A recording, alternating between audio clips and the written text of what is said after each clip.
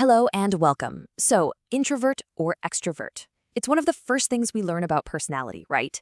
It's this fundamental way we sort ourselves and pretty much everyone else into these neat little boxes. But what if I told you the man who gave us these terms never ever intended for them to be boxes at all?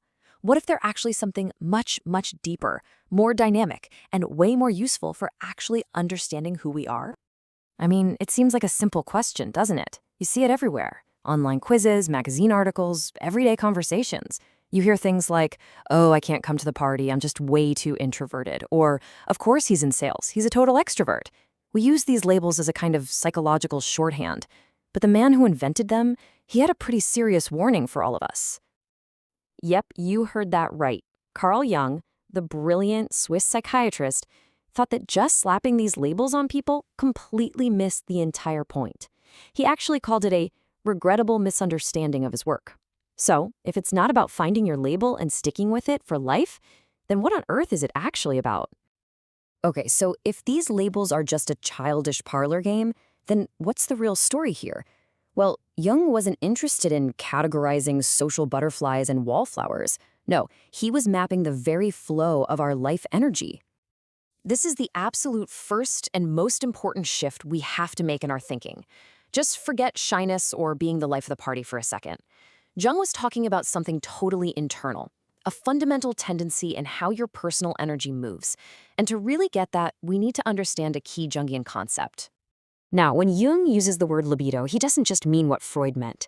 He's talking about the entire engine of your psyche. It's the energy that gets you out of bed in the morning. It's what fuels your passions, your thoughts, your ambitions. It is your essential life force. And for Jung, the really crucial question was, which direction does this energy naturally want to flow? And that flow of energy, well, that leads us to the two fundamental attitudes that Jung identified. But remember, these are not fixed labels. Think of them more like directions, a relationship that you have to two very different worlds. Okay, so here's the core distinction. For the extrovert, that life energy, that libido, it flows outward, toward the object. The people, the things, the events of the external world, that's where the action is. Their reality is out there. But for the introvert, that very same energy flows inward, away from the object and toward their subjective inner world.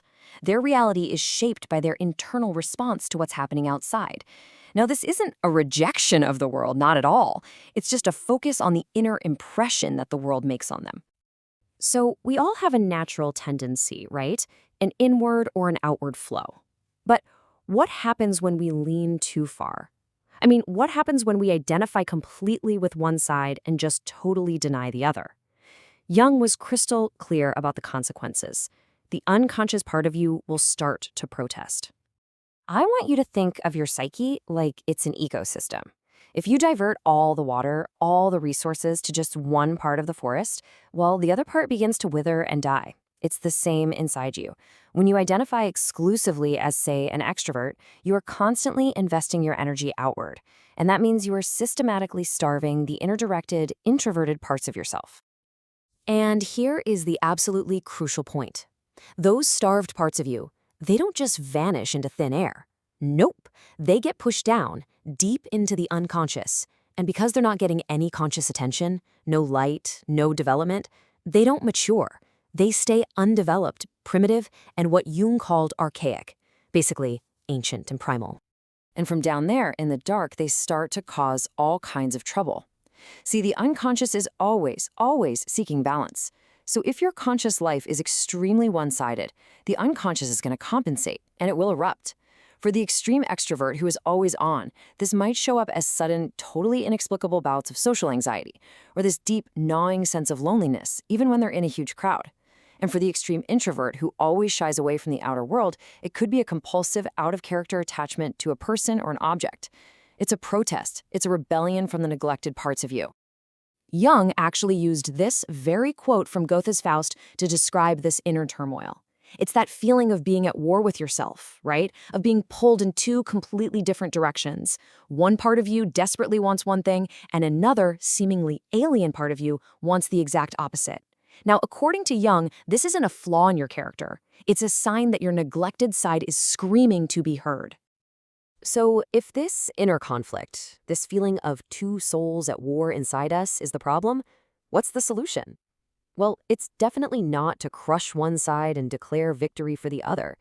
For Jung, the goal was never about purity, it was always about wholeness. And to get this idea of wholeness, we have to meet the self. Now, the self is not your ego. Your ego is just the center of your conscious mind. It's the part you think of as I. The self is so much bigger. It's the organizing principle of your entire psyche, conscious and unconscious. It's the whole you. So the real work, the true journey of psychological development, is all about integration. It's about building a bridge between your conscious ego and those neglected parts hiding out in the unconscious.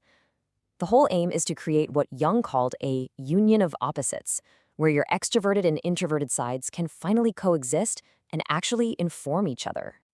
So what does this work of integration actually look like in real life? Well, first, you have to be really honest and acknowledge your natural tendency. Where does your energy naturally want to go? Are you primarily oriented to the outer world or the inner one?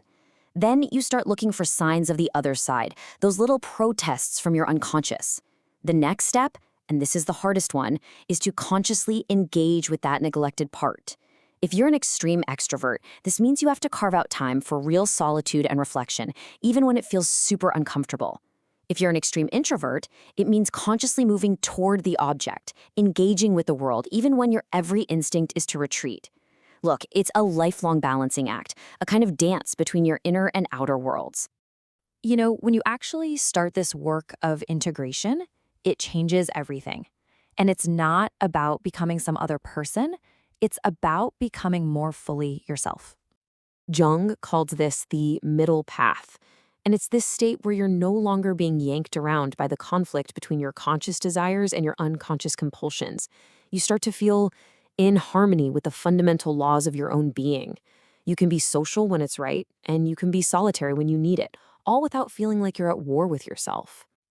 All right, so to bring this all together, let's just agree to move beyond the parlor game.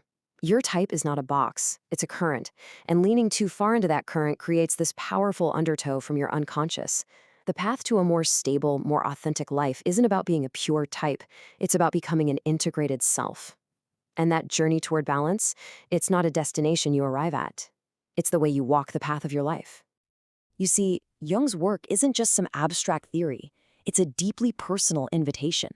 If the path forward is really about uniting the opposites within us, about becoming whole, then maybe the most important question you can ask yourself is this: which part of you have you been leaving in the dark?